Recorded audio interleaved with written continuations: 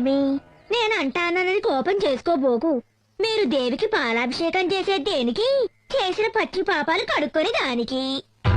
ఒంటిలో ఉన్న పంచేంద్రియాలు సరిగ్గా పనిచేయాలని మీరంతా ఆ దేవతకు పంచామృతాభిషేకాలు చేస్తారు.